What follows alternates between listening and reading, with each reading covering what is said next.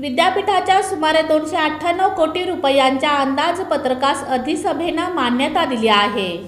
विद्यार्थी विकास आणि संशोधनासह विविध घटकांसाठी यामध्ये भरीव तरतूद करण्यात आली आहे। पुण्यश्लोक अहिल्यादेवी होळकर सोलापूर विद्यापीठाच्या 2024-2025 या शैक्षणिक वर्षाच्या अंदाजपत्रकात 248 कोटी 43 लाख 36 हजार रुपये इतकी अपेक्षित रक्कम जमा गृहीत धरून 298 कोटी 24 लाख 86 हजार रुपयांच्या अंदाजपत्रकास अधिसभेने एकमताने दुरुस्तीसह मंजुरी दिली। या अंदाजपत्रकात 49 कोटी 81 लाख 50 हजार रुपये इतकी तूट दर्शविण्यात आली आहे। विद्यार्थी विकास आणि संशोधनासाठी या अंदाजपत्रकात भरीव अशी तरतूद करण्यात आली आहे। विद्यापीठाच्या मुख्य सभागृहात कुलगुरू प्रकाश महानवर यांच्या अध्यक्षतेखाली विद्यापीठाच्या अधिसभेची बैठक पार पडली। यावेळी प्रभारी कुलगुरू प्राध्यापक लक्ष्मीकांत दामा यांच्यासह